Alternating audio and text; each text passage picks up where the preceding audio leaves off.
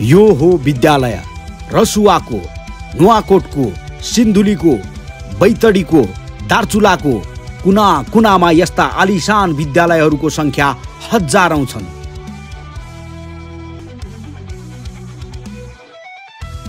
विद्यालयमा गुणस्तर वृद्धिका लागि निशुल्क पाठ्यपुस्तक, लाखौंलाई छात्रवृत्ति, कम्प्युटर सहितको ल्याब भएका हजारौं कक्षा कोठाहरू, दुर्गमका विद्यार्थीका लागि छात्रावास, जीवन उपयोगी सिपहरू सिकाउनको लागि सिक्दै कमाउँदै कार्यक्रम, छात्राहरूका लागि निशुल्क स्यानिटरी प्याड, विद्यालय नर्सको प्रबन्धदेखि साना नानीहरूका लागि दिवा खाजा कार्यक्रमसम्म लागू भइरहेका छन्।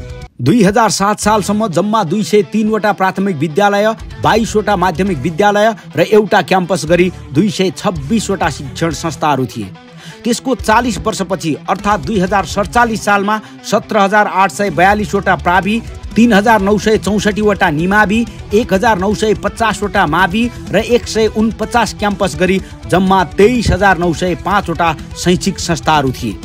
47 सालमा प्रजातन्त्र पुनर्स्थापना पछिको 34 वर्षमा अर्थात् 2081 मा 17,257 प्रावि, 6,648 निमावि, 6,493 मावि, 5,049 उच्च मावि, 1,440 क्याम्पस गरी 36,887 वटा शिक्षण संस्थामा नियमित पढाइ चलिरहेकै छन्।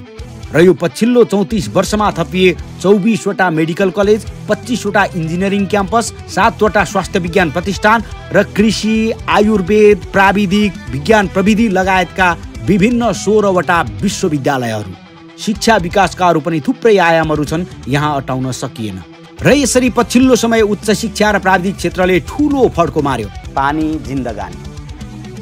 2007 सालमा करिब 6% जनसङ्ख्यामा आधारभूत खानेपानीको सुविधा थियो। त्यसको 40 वर्षपछि अर्थात् 2047 सालमा 39% आधारभूत खानेपानीको सुविधा पुग्यो र त्यसको 34 वर्षपछि अर्थात् 2081 सालमा 95% जनतामा आधारभूत खानेपानीको सुविधा विस्तार भइसकेको छ।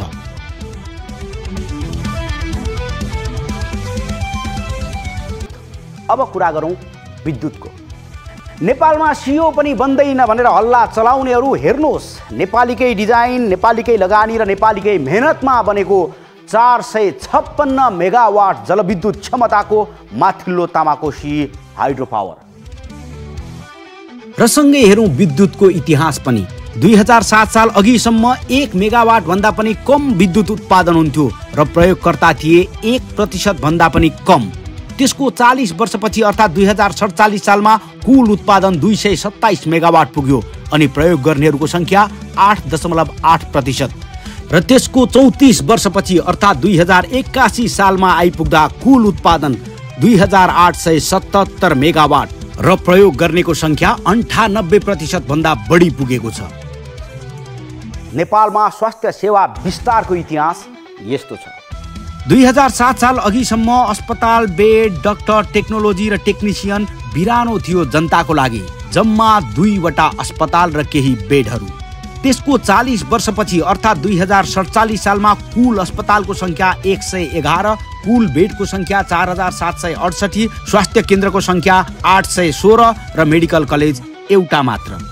अनि त्यसको 34 वर्षपछि अर्थात् 2081 सालमा आइपुग्दा सरकारी अस्पतालको संख्या 345, कुल बेड संख्या 18,740, स्वास्थ्य केन्द्र 7,979, मेडिकल कलेज 24, स्वास्थ्य विज्ञान प्रतिष्ठान 7 वटा, आयुर्वेद अस्पताल 341 र विशिष्टीकृत अस्पताल 40 वटा रहेका छन्।